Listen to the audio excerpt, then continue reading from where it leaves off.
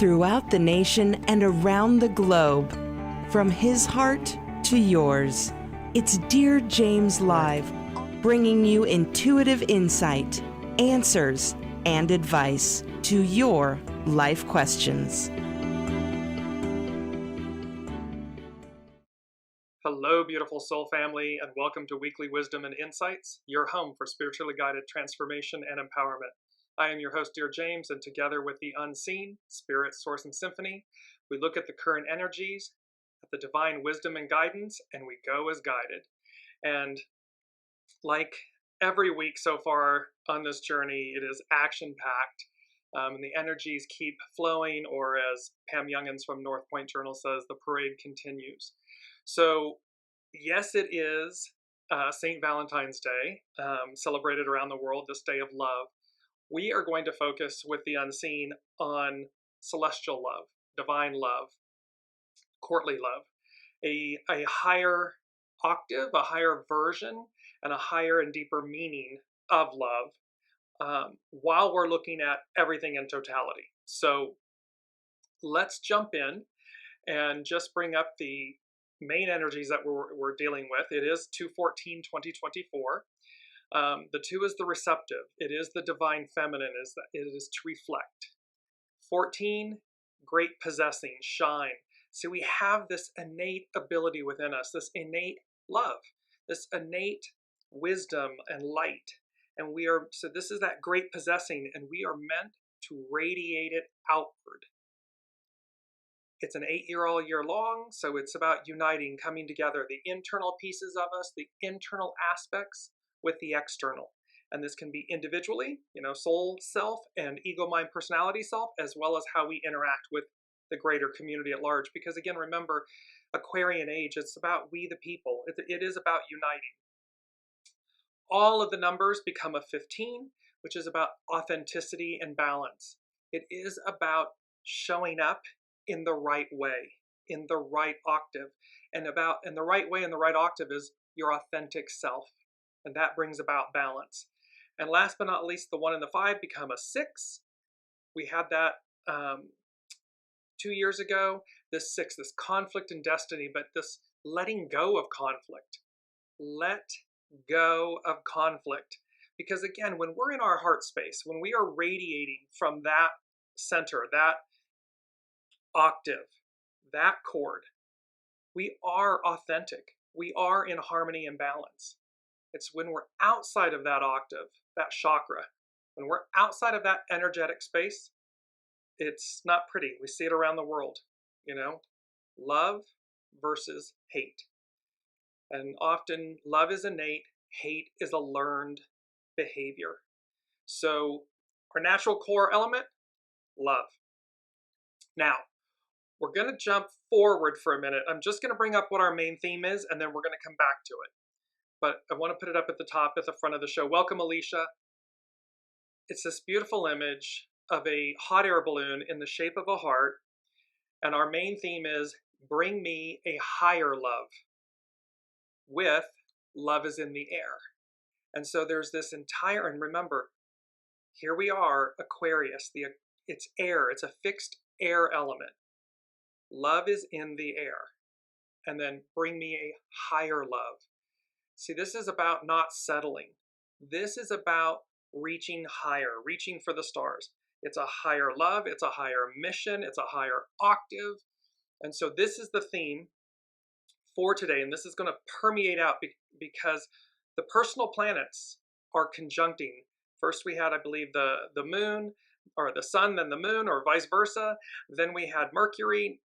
Just yesterday, we had Mars, and coming up, I believe, on Saturday, we have Venus. All the personal planets conjuncting Pluto at that 0 degree in Aquarius, this fixed air sign.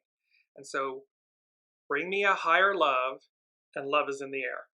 So, we're going to jump forward. I'm going to share my screen with you all, and we're going to jump right into the astrology of it, because we want to look at Pam Youngins' North Point Journal. And she says, the parade continues. Following in Mercury's footsteps, Mars and Venus both enter Aquarius this week and immediately conjoin Pluto. While a Mars-Pluto conjunction happens every 2 years and a Venus-Pluto conjunction occurs annually, this will be the first time these two planets have aligned, meaning Mars and Pluto, will be the first time these two planets have aligned with Pluto in Aquarius in more than 200 years. Let's take these events one at a time. And I apologize, it's both Mars and Venus. And she goes on to say, Mars, the planet of energy, action, and desire. Pluto, the planet of transformation and power, death and rebirth. Aquarius, the sign of social progress, nonconformity, radicalism, rebellion. By itself, Mars in Aquarius corresponds with a need to be independent, to be free to act according to one's own will and intuition. There is a stubborn resistance to being told what to do, and strong action to any pressure to conform. Attempts to manipulate or coerce are likely to provoke anger and even aggression. So this is all about authentic behavior, this authenticity, this balance. When it's not in line with that, it's out of whack. There's going to be a resistance, a stubborn resistance.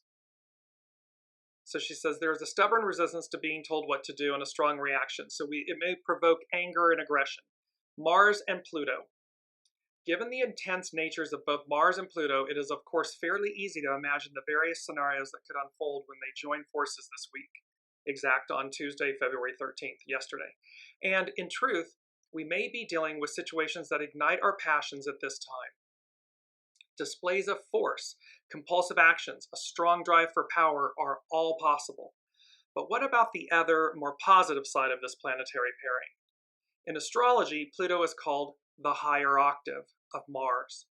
Whereas Mars represents the ego and personal will, Pluto symbolizes divine will and our alignment with a higher mission. So you see this higher octave, higher mission, bring me a higher love. It is for us to recognize we are worthy. You are worthy of a higher octave of love. We often tend to get lost in the shadow elements of earthly love, meaning between two individuals and so forth, familial love, relationship love, and so forth, as opposed to recognizing this higher octave of love, which is what we all are from. We are born from this higher octave of love. And so the message from the unseen is saying, reach, bring me a higher love, higher mission, higher love, higher octave. I'm going to go back to Pam Youngin's North Point Journal. When these two planets conjoin in Aquarius, Mars and Pluto, the drive to be on purpose and to contribute to societal change is heightened. Power struggles can arise, and of course, when individuals have differing ideas about what that change should look like and how it should manifest, the challenge will be to channel the urge to transform and to renovate in life-affirming ways. This is respond, don't react. That is supported by a higher perspective and the Aquarian ideals of individual freedom, equality, and humanitarianism. Venus and Pluto, this is coming up on Saturday. The planet of Venus is the namesake of the goddess of love and beauty. Her realm includes relationships and affections, values and finances, the creative arts, and the enjoyment of physical pleasures. As Venus enters Aquarius this Friday, our motivations in these areas may subtly shift. Aquarius is in an unconventional sign for its need for authenticity, independence, and freedom. While Venus transits the sign, we may become more clearly aware of what we personally need in a relationship versus what others or society may expect of us. Authenticity, being your authentic self, not living by someone else's rules, expectations, ideals, etc. It's a higher octave, this higher mission, higher octave, higher everything in regards to love, self-love. Saturday's alignment between Venus and Pluto focuses on our attention on what we love and what we value.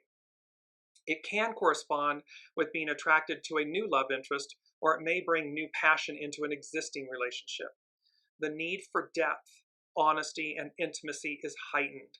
We are not content with anything that is superficial or less than true, either in love or in other Venus-related areas of our lives.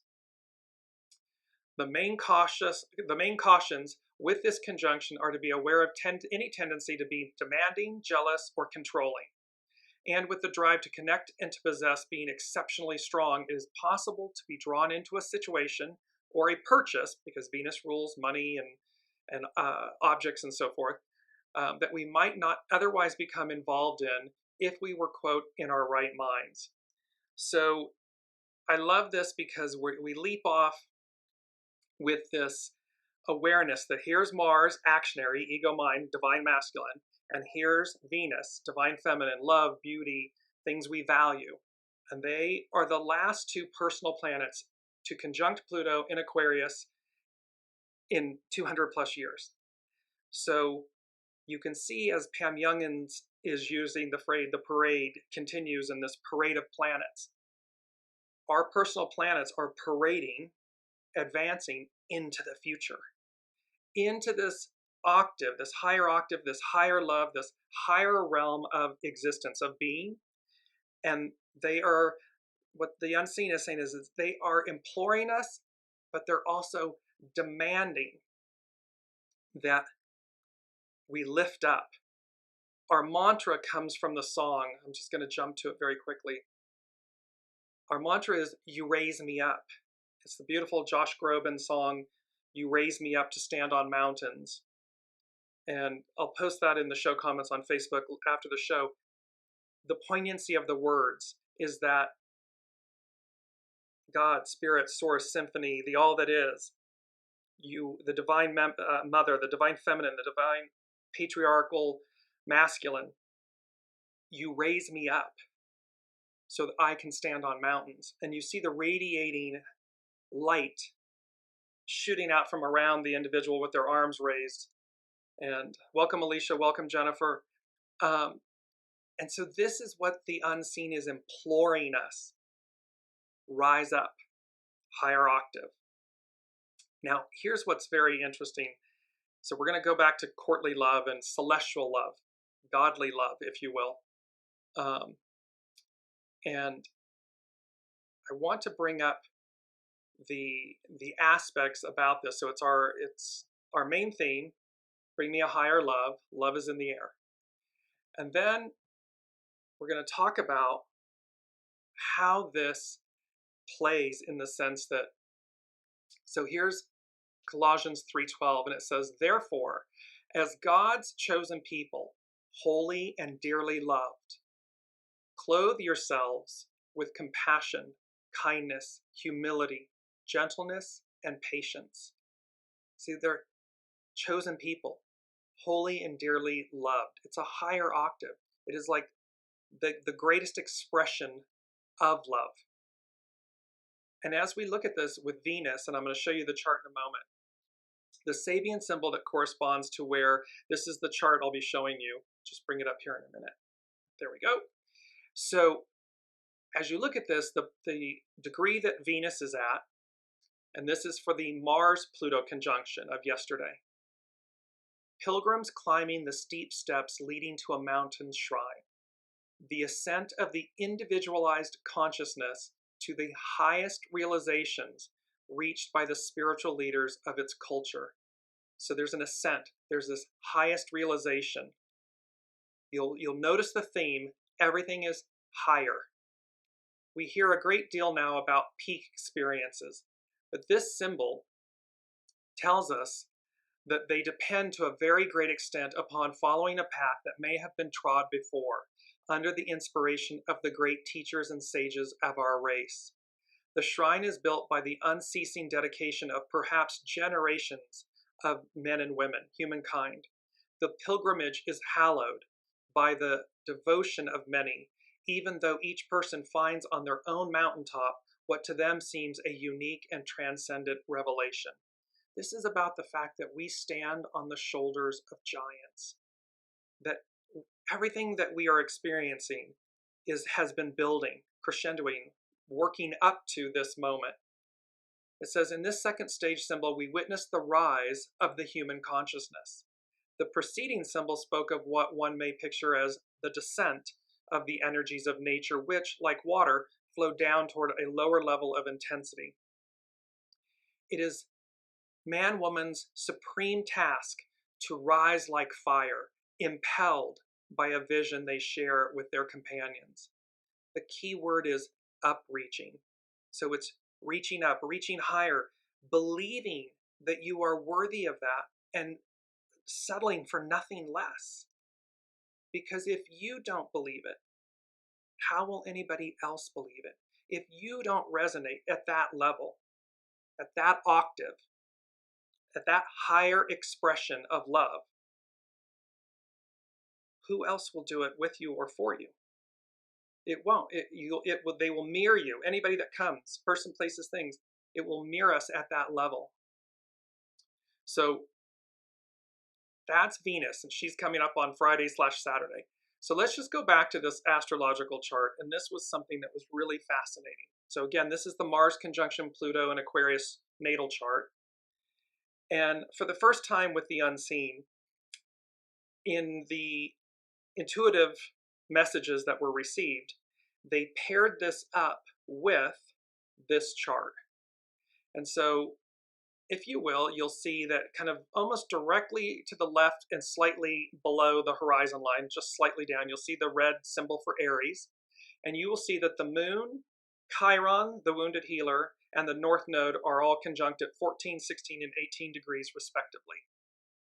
Now, we are then going to, and what they said, what the unseen said was, what has been hidden gets revealed. That has to do with the moon. It gets healed. That has to do with Chiron. So what has been hidden gets revealed. It gets healed. That's Chiron.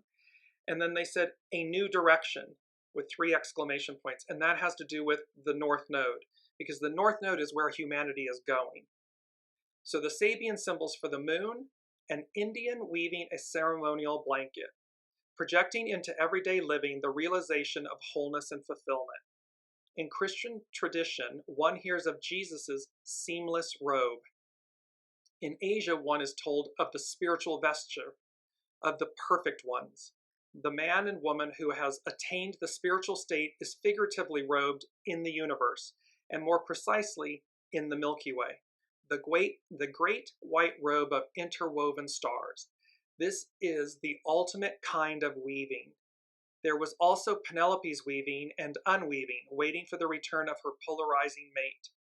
The mind of the American woman in which these symbols, this American channel, Elsie Wheeler, in which these symbols took concrete form, could think only of Indian weavers. For the white man who was hungering for symbols of a state of living in total harmony with the universe, the traditional Indian can be glamorized as the answer to the inner emptiness of the city dweller with artificial values. It means that the Indian, the Native American Indian, and the Indian weavers can summon this connection, this weaving, this interaction with spirit, source, symphony, all that is, with the Great Spirit.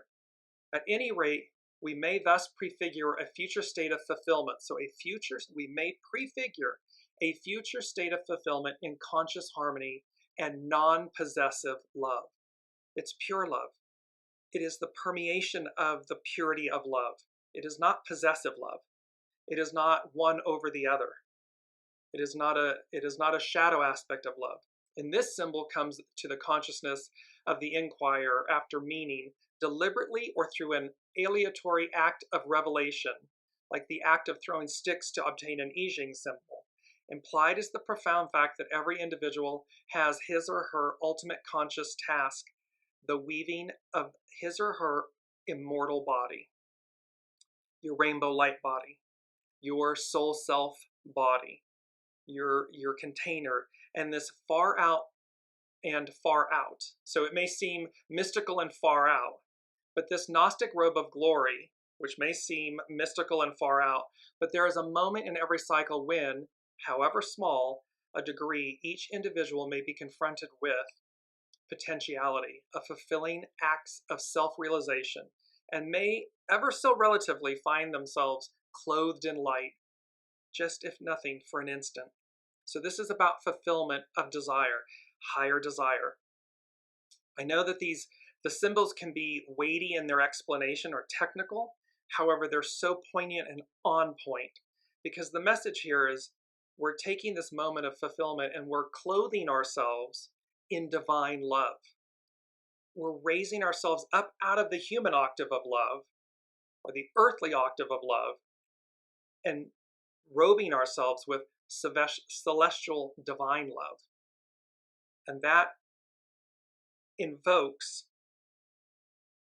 authenticity, harmony, balance, purity, goodness. There's so many things about this that are revelatory in this bring me a higher love. And it's as if God is saying, bring me a higher love. I offer it. It's bestowed upon all of humanity, 8 billion humans. Reach higher. Bring me a higher love. Rise up to meet me, to greet me, that we might robe ourselves in a higher love. Chiron, the wounded healer. 2 dignified spinsters sitting in silence. The ability to transform a natural lack of potency into poise and inner beauty. This is when, and this symbol basically says, it reveals a contrasting potentiality of experience, which can also be seen to complete or polarize the symbol. It's inward withdrawal. What this is talking about is when we fall from when our ego mind personality is saying to us, we've fallen. And remember, Chiron is the wounded healer, so this is going to be healed. What has been hidden gets revealed and healed. A new direction emerges. It's a new direction. So in this, it's like anywhere we've felt less than, anywhere we may have not fulfilled our greatest potential, that we didn't rise up. This is a dignified inward withdrawal that allows us to come back into harmony, because that inward withdrawal means we're connecting with soul source connection, with your soul, with your divinity, with divine love. You are no longer buying into the illusion of quote unquote earthly love, ego mind personality love. Last but not least, North Node, the magic carpet of Asian imagery, the use of creative imagination. The unseen has been saying to us a whole new world, a whole new way of being, deliverance, all of these messages, and that message has been in the making for 2,000 plus years. A way of life refusing a hectic involvement in social competition and waste-producing overproduction allows for the development of unattached and transcendent understanding. The static floor, the carpet, the magic carpet on which man's feet, symbols of understanding, rest, can become transformed into the means for great flights of imagination and super physical perception. This means we're seeing well above, quote unquote, our station, meaning our earthbound or human nature. This is speaking to our celestial ability. Reach for the stars, that we're in the stars. The period of rest from outwardly directed activity bound to collective normality presents the creative mind with the possibility of surveying in dreams the totality of the present day social situation, thus to see the whole, pierce the illusion, pierce the veil, look beyond. We're going to see the whole of it. And remember, what has been hidden gets revealed and healed. So things in our personal lives, to bring this down, I got the Lady Jacqueline in my head, to bring this, to ground this, these personal relationships we've had in our lives, these personal, whether it's familial, intimate, friendships, platonic, it doesn't matter. The point will be that we will be able to see the whole. We will see the whole, WHOLE, we will see the whole of it, the totality. And things will be, and they're saying like, boom, in a snap, in a nanosecond, what's revealed is healed, and it affords a new direction. This symbol with the North Node, where we're going, invokes the possibility of developing a new technique of perception, a strife transcending an unattached outlook upon everyday reality.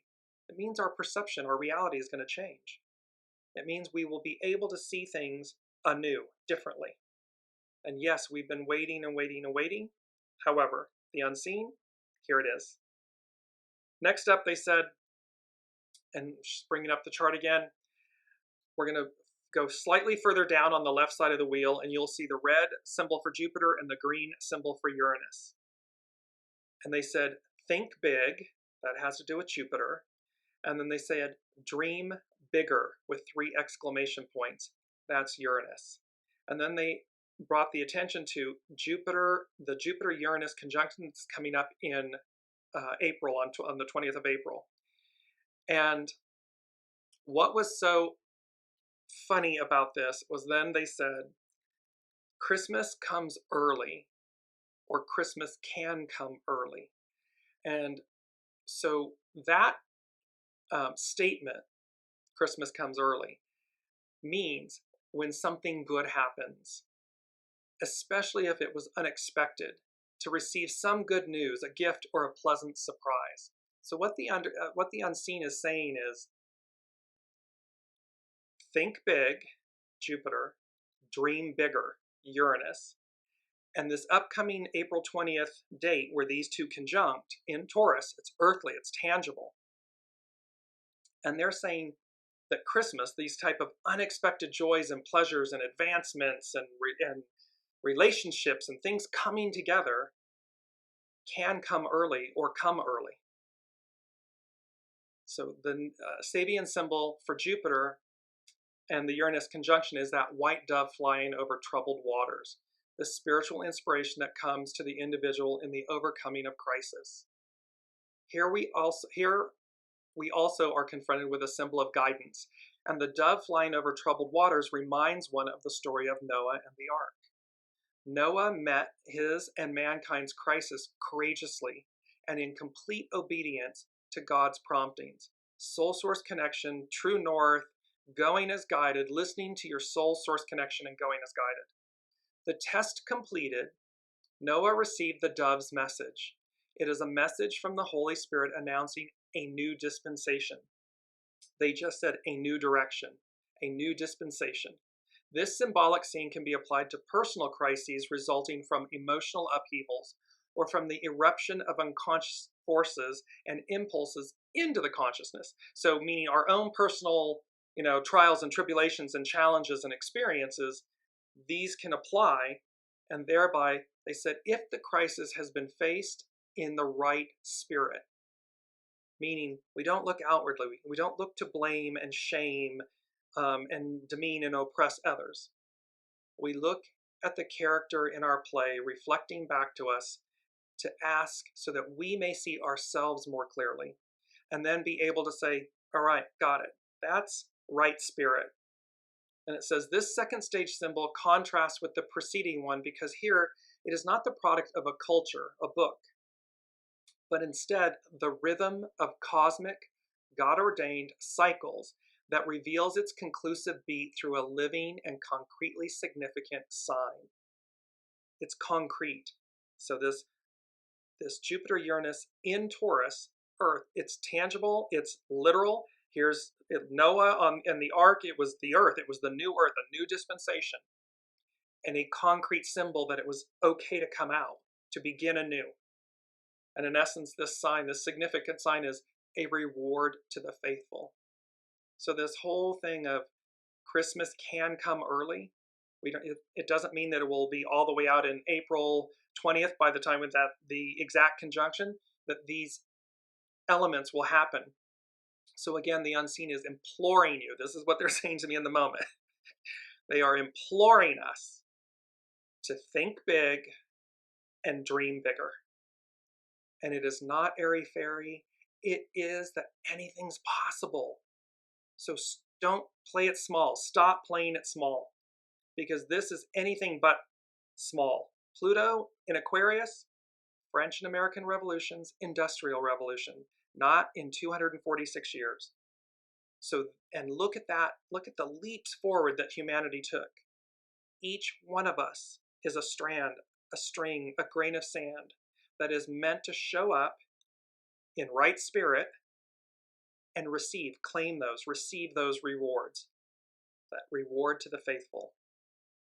Now, that's for the two, and then Jupiter on this, and this is very funny. So where Jupiter is on that natal chart, the degree is a fully decorated Christmas tree. The ability to create inner happiness in dark hours. It's not pretty in the world right now. It doesn't, the outward appearance, the illusion, and the illusion doesn't mean it's not happening, that it's not real and it's not happening. It is. The point is, it's the fact that everything is advancing. These things have to collapse in order for things to arrive. So a fully decorated Christmas tree, the ability to create inner happiness in dark hours. In northern or mountainous countries where the Christmas tree symbol took form, we find a contrast between the tree outside, bare and normally covered with snow, and the tree inside the home, loaded with decorations and gifts for the family. If we follow up the meaning of the preceding symbol, we see that snow has come outside, but the prepared and closely united group has created abundance, beauty, and happiness within, overcoming the cold barrenness of the outside world, just as man and womankind had overcome in a previous symbol, the natural obstacle to their progress. The Christ symbol is also included in the background, that is, the vivid faith in a transformed future. Master Jesus came with a message of love. He said the old law, that this message of love, this new covenant, supersedes the old covenant, the Old Testament, New Testament. It's that type of thing, and that this message of love was paramount. And let me just this is an excerpt from it's the book, The Expected One, by author Kathleen McGowan. And she writes, "They assembled the following afternoon as planned for their meal together. Isa, his 12 chosen, and all of the Marys. The children stayed in Bethany with Martha and Lazarus. Isa began the evening with the ritual of anointment. This was his own version, a role reversal wherein he bathed the feet of each person in the room. He explained that this was to acknowledge each person as a child of God who had a special mission to preach the word of the kingdom. This word of the kingdom, love. In quotes, I have given you this example, that you will do to others what has been done here to you, that you will acknowledge others as your equals under God. And a new commandment I will give you this night, that you will love each other the way I love you. For when you go out into the world, I would have people recognize that you are Nazarenes by the way you love each other." When he had bathed the feet of each follower in the room, Isa led them to the table for the Passover supper. See, there's a profound message here. There's a profound reminder that the new covenant, that the new dispensation, and we're going to move beyond this dispensation. There's one that follows it. However, the point is to remember that love is the current covenant, is the current dispensation. And thereby, where are we meeting that? Where are we failing to meet it? And the need to rise to it, and that it doesn't come through another. It is not that two halves make a whole. It is not that form of love. It is the understanding that we are whole and complete as we are divine love, and that when we go about our business, it's naturally apparent. We don't have to speak it or shout it or prove it or demonstrate it. It speaks for itself. It's self-evident. Last, with this think big, dream bigger, the Jupiter-Uranus, the degree of Uranus is wisps of wing-like clouds streaming across the sky. The awareness of spiritual forces at work. This symbol concludes a process having experienced which the individual should find themselves more securely established in their own original nature, meaning you are more established in your soul, self, divine nature, receiving the, quote, blessings of supernatural forces. Welcome, Olivia. And so we can see here this constant thing, this rewards to the faithful, blessings of supernatural forces, higher octave of love, because we're so down in the trenches. The unseen is saying to me in this moment, like, when we look outwardly and we look at the world around us, the absolute chaos and destruction and, hate and oppression and this cleaving and clinging to power, we forget ourselves. We forget that we are in this covenant of love. And love, divine love, celestial love, godly love, higher octave love. And when we operate from that place, divine blessings, Christmas comes early. It's rewards to the faithful. That is the message that the unseen is giving us. They next came to, bringing back up the chart, they came with this message that the next thing the unseen said was, it's the song from Adele, Rolling in the Deep, we could have had it all.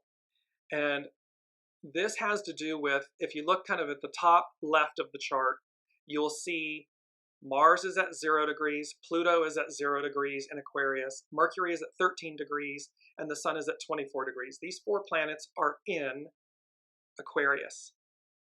And so this rolling in the deep, we could have had it all. And they separated Mars, Pluto, and Mercury. Those 3 go together, and then the Sun stands alone. And I want to bring up, I'm going to share my screen for a moment, because I wanted to do this image justice. And so the Sun, and this is from Brigitte Ashwood's Luminous Tarot. This is the image that we had of the Sun. And again, note the divine feminine face, the female aspect of the Sun, of the life force in the image. All of the sunflowers. Here is the ingenue of us, are in our most purest form, atop the white horse, this horse of purity. The purple, denoting royalty. The red mantle, and it's number 8 that the unseen gave us for this week. The red denotes love, devotion, sacrifice, passion. It is the red mantle that was worn by Master Jesus, Mother Mary, Mary Magdalene. And look at how stunningly beautiful this is on the triumphant pole, this beautiful red mantle. And the radiating that anything is possible. Remember, from many shows back, the ideal becomes the new reality. And here's this image of all those radiant sunflowers. And we see this same imagery on the Sun card, radiating out. And it's almost, look at the face, the divine feminine face there, and she's like, it's like she's just getting ready. She has this all-knowing look, and she's just getting ready to speak, like to whisper, to speak, to release these radiant blessings. That is the takeaway from that card. And so they have these images. So let me go back. So with the chart, all day long, Mars and Pluto, so Mars is conjunct Pluto, and it is the old Adobe mission in California, the power inherent in all great human works to endure far beyond the workers' lifespans. And this is about the concretization of an ideal. The ideal becomes the new reality. It simply is. All of the personal planets, Pluto moving forward into Aquarius, all of it is saying to us, this new dispensation, this new direction, it is the concretization of that ideal, of that truth. Mercury, a train entering a tunnel, the ability to shortcut the process of natural evolution by the exercise of will, mental skill, and physical discipline. This says to me, it's Mercury, how we think, ego, mind, personality, how we think, how we communicate and everything. A train entering a tunnel. and it's the ability to shortcut. It means we're going to leapfrog. And remember, we had that back in some shows ago, that leapfrog forward. Here it is. In this symbol, we see a condensation of what is implied in the three preceding ones. Man, womankind must be inspired by a vision of what is possible for them to achieve. See, it's about what's possible. We can do this. They have organized, they have to organize a schedule of necessary activities if the work is to be done in terms of successive moves, each requiring a specialized type of skill or strength. They have to find propitious time for beginning the work. The end result is an acceleration of the evolutionary process, whether at a psychobiological level, that of like yoga and other disciplines, or at the social level, the level at which, in its external aspects, civilizations proceed. This is an advancement. This is saying, think big, dream bigger. We can do this. It is omnipresent. Here it is. And we leapfrog forward. This symbol presents a picture of what can be achieved by a combination of social and cultural and even personal techniques. It implies penetration, that we penetrate the illusion. We penetrate beyond what we see to what we know. And what we know is, it's a feeling. It's not in our ego, mind, personality. It's in our heart chakra, our soul center. It's in our sternum. And lastly, the sun. And they had separated the sun. A butterfly with the right wing more perfectly formed.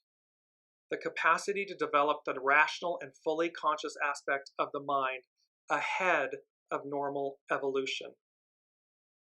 What this is saying is this is a strong process where the right side of the organism, and when you know about mind, so left brain, right brain is the emotion, the divine feminine, the nourishing, the creative, and it's represented by the spiritual body of the butterfly. A strong process of conscious individualization is suggested perhaps at the expense of the instinctual emotion aspect, the personality. It's the left side.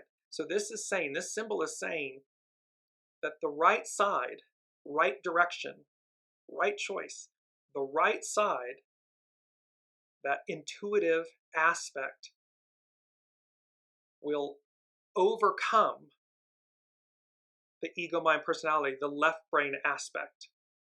We need both of them, but we need to shift the balance in order to get us back into harmony, back into balance. This last symbol concludes as a transmutation of emotional energies. It means we overcome the emotions, the ego, mind, personality that's causing the emotions. We transmute that, and we come into a state of resonance and balance and wholeness and harmony. Next up, they said, number 4, bringing up the chart again.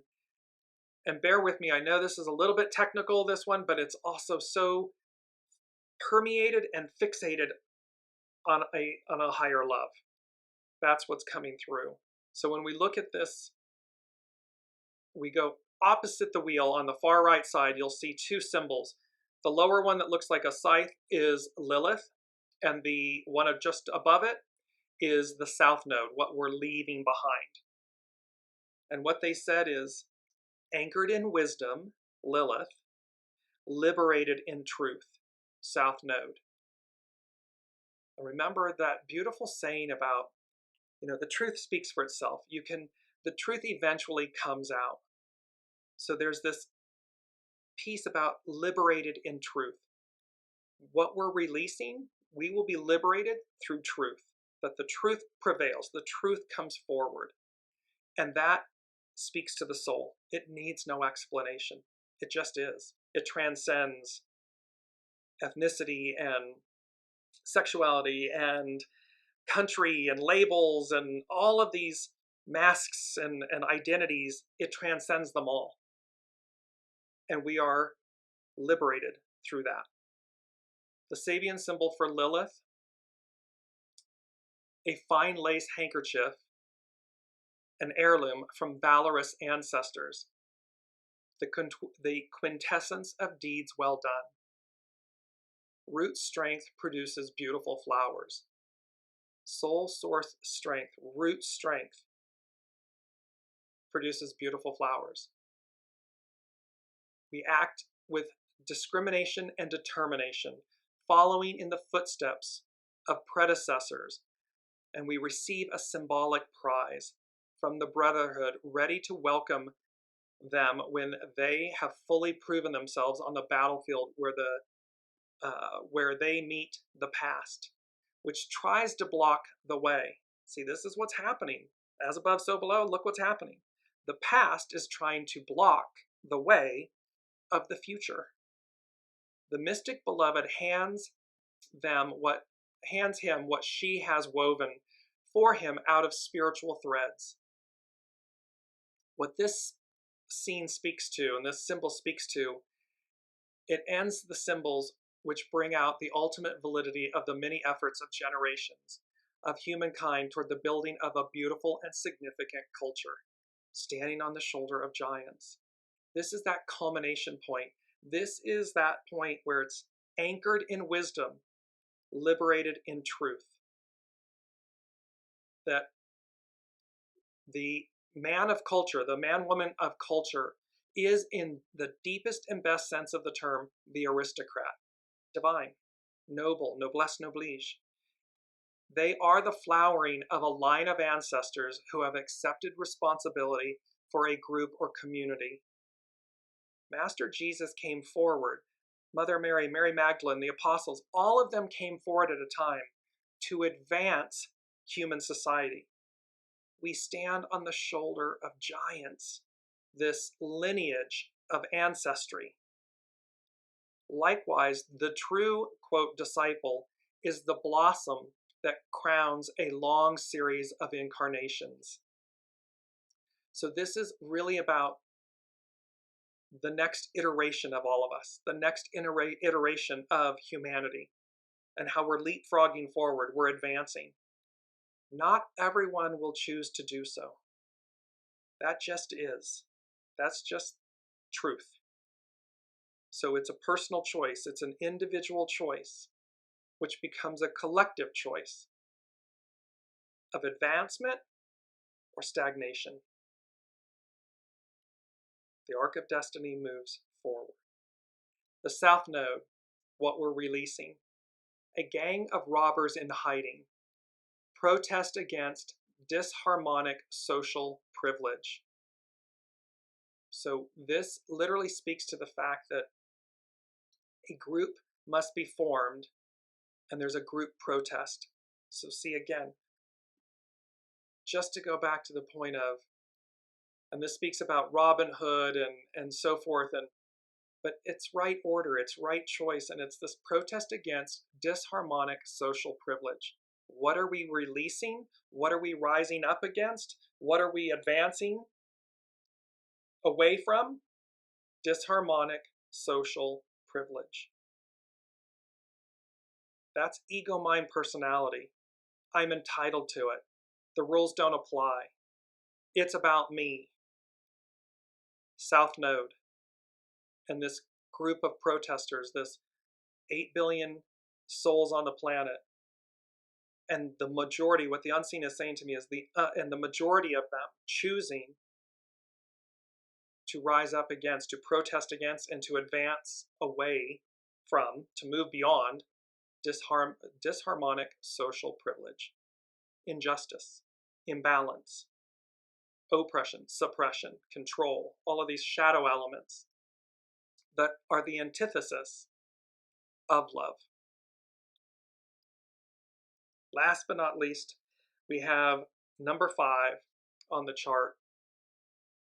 And number 5, it says, it's the song from Pat Benatar, and they said, we're running with the shadows of the night. The shadows represent Neptune. And they said, so we're running with the shadows of the night. That's Neptune. So baby, take my hand, we'll be all right. That's Saturn. So you can see Saturn's just below the sun. It's at 7 degrees Pisces, and Neptune is at 26 degrees Pisces. And so this whole aspect of Neptune, we're running with the shadows of the night. It speaks to the fact that we can't see the whole picture. We can know it, we can feel it, but it's yet to actually play out in totality. And so we're running in the shadows of the night.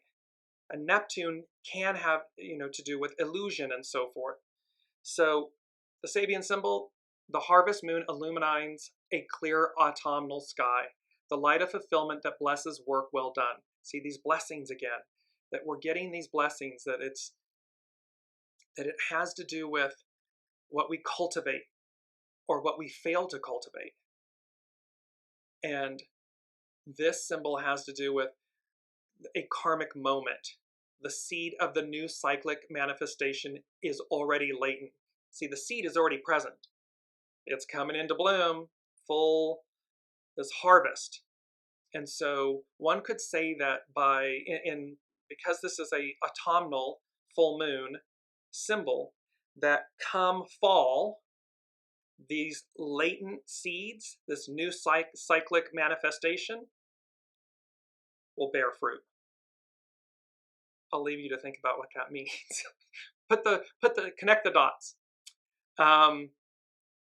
And remember, that's of a quality or state existing, but not yet developed or manifest, hidden or concealed. But things preceding this are going to be revealed. They're going to be healed, and a new direction occurs. With Saturn, we have a girl blowing a bugle, and Saturn's the great teacher. A call to participation in the service of the race as an evolutionary crisis approaches. So see, we're being called forth. Remember from from last week's show, God doesn't call the qualified, he qualifies the called. He, she. So we're being called forth to play our role. And this symbol, the picture presents another aspect of the emotional relationship between the individual and the collectivity of human beings. It can also be related to the old feminist movement or the present woman's liberation. Here it is, right on time. It's a part of the divine feminine being revered, respected,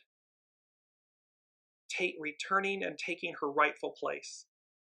She does not need a divine masculine's permission. She is equal and whole and sovereign. And we are being called forth to advance to that new dispensation, that era of equality and existence, of love. In traditional symbolism, the woman refers more specifically to the biological and psychic aspect of human life. She is seen primarily as the mother and or the intuitive or psychic. Mothers know. Mothers always know. When I was a child, I did this little thing. I went and got an orange, put it in my pajama pocket, and was walking to go back upstairs thinking I was also sly and whatever. And I was on 3 steps and my mom said to me, she's facing the other way. I'm coming from behind her. And she says, James, go put that back. And I stop and I'm in my head, I'm in shock. I've got it hidden in my pajama pocket. I mean, no, of course, child's brain, how could she possibly know? When I asked her how she knew, she said, I have eyes in the back of my head. I was 5, maybe 4 or 5. I go put it back. The next day I ask if I can brush my mother's hair. And I start doing this in the back of her head. And she says, what are you doing? And of course I reply, I'm looking for the eyes in the back of your head. This epitomizes for me the all-seeing eye, that wisdom, that the divine feminine, that mothers know. They always know. They have such an instinctual knowing, and certainly with their children and loved ones, and with the greater whole.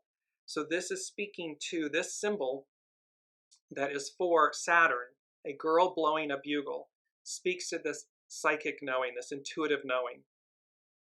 A new race of human beings may well be slowly unfolding some of their potential of consciousness and fulfillment. It's coming to be. The individual who envisions this evolutionary development sounds the call. He or she is both seer, herald, and mutant. In that sense, such a human being is both an individual, true to their calling, to their original nature, and a dedicated person, dedicated to the future he or she holds in latency, as does a seed in mutation. It's within us. It's already there and present. We're ready to leap forward. At this stage, it blends the preceding ones into a whole, and it says, tomorrow acts through today. It summons humankind to rebirth. So it's about being it now. We're not waiting for something to happen. It's be it now. It's already within us, and then we advance, we move forward. Number 6, dream the impossible dream. This is from the Man of La Mancha. And I just want it because this is so beautiful. There we go. Dream the impossible dream. The central tenet of Don Quixote, who is from the Man of La Mancha, from both the book and the play. One must live life in a genuine way, passionately, in spite of what other people think. The Impossible Dream, The Quest, is the most popular song from the 1965 Broadway musical Man of La Mancha.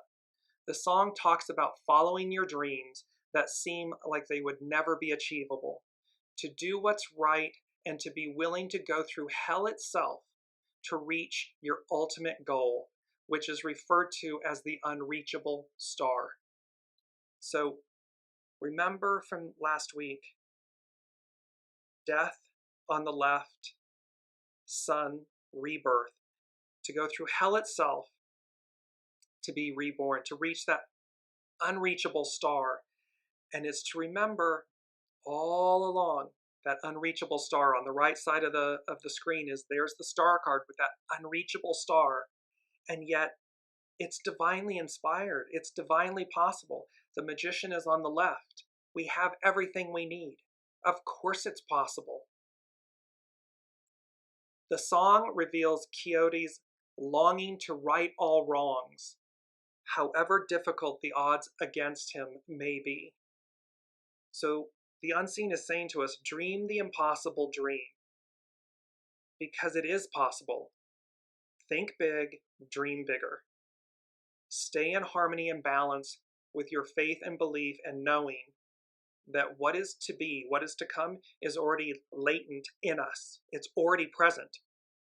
It is manifesting. And thereby, we need not be caught up in the trickery, in the illusion of the past. It's the past for a reason. We've been there, done that. We're not doing it again. Number 7, they said, as above, so below. You must now choose your own master. So this is a famous statement and saying about who is the master you serve. Am I serving my soul source connection, my divine self, my divine nature, my original nature?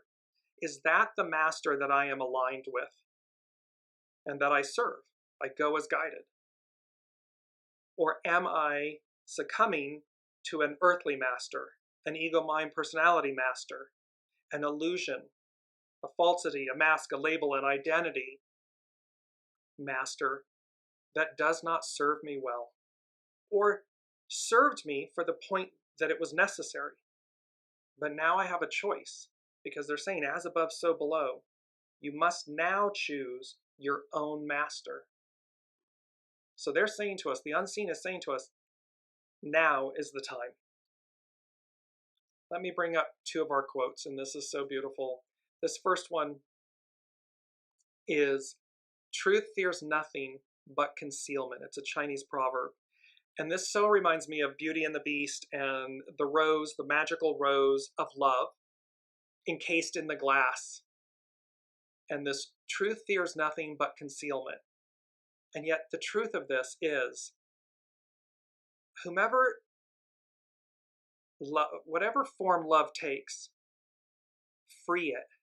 Do not conceal it. And in the purity of it, remember, it's the purity. And in Beauty and the Beast, or in Snow White, or any of these fairy tales, it was the purity of love, the purity of a kiss that released love, truth, from its concealment. And yet here we have this square glass vase concealing the rose, and yet you can see right through it. So what this says to us is, see, we know the truth. Our heart, our soul knows the truth. We know who we love. We know what we love. We know why we love them, or what it may be. Truth fears nothing but concealment. And yet it's an oxymoron, because it's not really ever concealed. It's easily visible. We just have to choose to face the truth and release from the place of purity that love. Allow it to flourish. Our second quote is, when you open, all obstacles immediately disappear. When you learn not to contend with others, you no longer contend with the way. This is by Carrie Hone at cafeosoul.com. And again, it's on a bed, if you will, a path of rose petals. Why? Because there's something magical and beautiful and loving about the ideal of love, the purity of love. And this, when you're open, obstacles automatically disappear. They dissipate, and we're not contending. We're not in challenge with the way. We're not in challenge with our souls. So as we move forward, there is a huge message. I'm bringing back up our main theme. Bring me a higher love. The unseen is imploring us. Bring me a higher love. Bring me a higher octave. Because love is in the air. This love is in the air. And they brought us these last two songs, and we'll close up everything. One of them is by the Carpenters. It's We've Only Just Begun. And the lyrics say, we've only just begun to live. White lace and promises. White lace, it's one of the Sabian symbols. White lace and promises. A kiss for luck, and we're on our way. We've only just begun. Before the rising sun, before the rising sun, we fly. So many roads to choose. We'll start out walking and learn to run. And yes, we've just begun. Sharing horizons that are new to us, watching the signs along the way, talking it over, just the two of us. Just the two of us, that can be your soul self, your soul source connection, the two of you. It can be within your relationship, your family, your friends, but talking it over, just the two of us. Working together day to day, together, unity, uniting. And when the evening comes, we smile.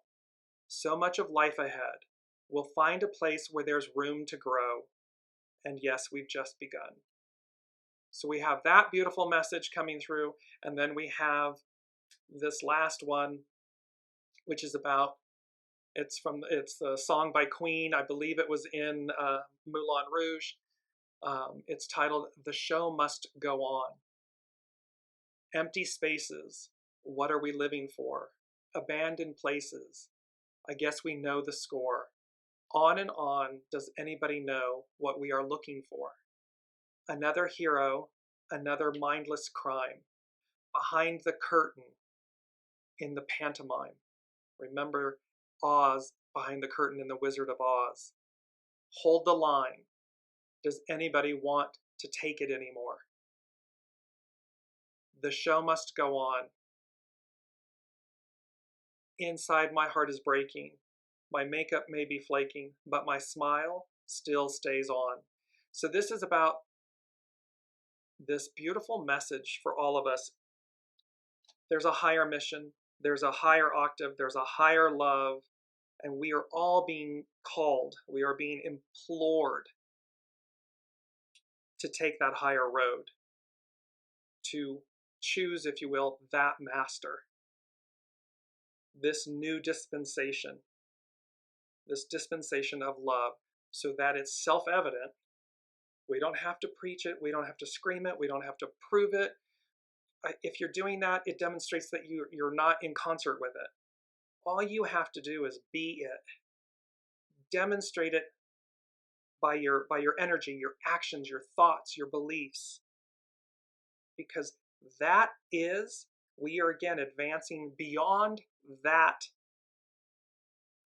covenant dispensation.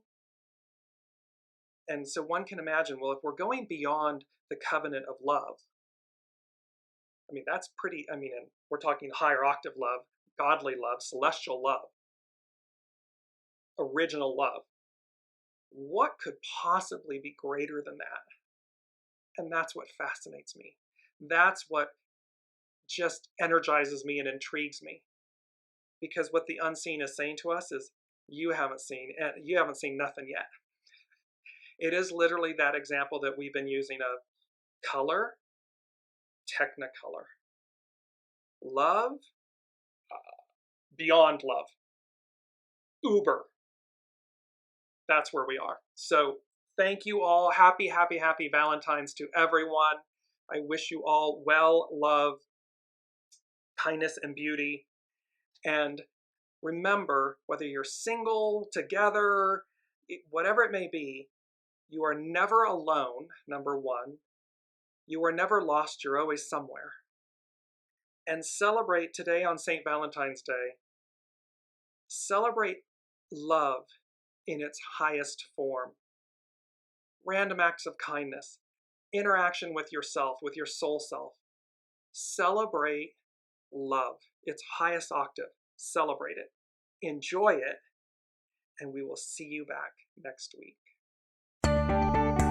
You've been listening to Dearjames Live. Gain intuitive insight, answers, and advice to your life questions and so much more by tuning in next week and visiting dearjames.com.